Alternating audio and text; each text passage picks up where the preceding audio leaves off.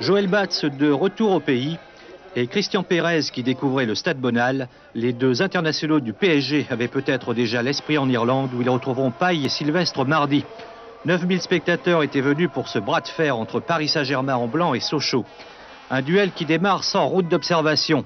Dès la 10e minute, Bazdarevic centre pour Paille. Batz sauve une première fois son équipe. Quelques secondes plus tard, le leader réagit par son stratège Safet Suzic. Coup franc du maître yougoslave qui voit Bibar seul au deuxième poteau. Rousset se fait une frayeur. Mais logiquement, Sochaux ouvre la marque à la 16e minute. Cela grâce à un exploit personnel. Eric Lada s'enfonce dans la défense parisienne. Son tir surprend Joël Batz, pourtant bien placé. Si vous avez été aussi peut-être un peu surpris par le premier but du Eric Lada. Surpris non, il y a eu un fort bond sur la ligne des 6 mètres. C'est seulement ça qui m'a trompé. But heureux peut-être, mais qui dope les Francs-Comtois. Sous l'impulsion de Bazdarevic, les Lyonceaux réalisent un jeu remarquable à une touche de balle, un jeu qui affole les Parisiens. Sur ce tir de Thierry Lauré, Batz est sauvé par le poteau. Mais contre le cours du jeu, Paris Saint-Germain égalise. Omar Sen prend de vitesse le même Lauré et passe à Suzic, étrangement seul. Le franco-yougoslave transforme la seule occasion de son équipe. 1-1 à la 37e minute, ce sera le score au repos. Un résultat qui ne reflétait pas la physionomie de la première mi-temps.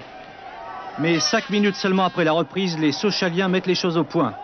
Thomas, intenable sur son aile gauche, lance Eric Lada. Celui-ci centre en retrait pour Bazdarevic qui marque 2-1 pour Sochaux. Au ralenti, on apprécie le coup d'œil de Lada qui voit Macha complètement débarquer. Le meneur de jeu yougoslave transforme l'occasion grâce à un tir au millimètre. C'est le coup du gladiateur dans un stade en délire. Il reste alors 40 minutes à jouer, 40 minutes qui paraîtront bien longues aux supporters doubistes. Les Parisiens vont en effet sortir de leur torpeur défensive sous l'impulsion de l'Argentin Calderon, fauché ici par Thomas. Calderon, un spécialiste du tir arrêté. Le spécialiste du tir en mouvement, en revanche, c'est Thierry Lauré. Son missile sol-air est stoppé une nouvelle fois par Joël Batz à la 70e minute. Mais les Francs-Comtois vont friser plusieurs fois la correctionnelle. Sur ce loupé de la tête de Thomas, Pérez récupère le ballon et lance Xuereb qui manque le cadre. Les dernières minutes seront éprouvantes pour les nerfs sochaliens. Sur un nouveau corner de Calderon, Rousset se fait une nouvelle frayeur. Et à 2 minutes de la fin, toujours sur un corner de Calderon, Pérez manque une dernière occasion. Ouf, il était temps que cela se termine pour les Lyonceaux.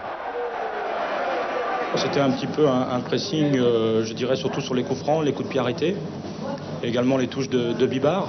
Mais en dehors de ça, nous n'avons pas souffert sur des actions proprement dites.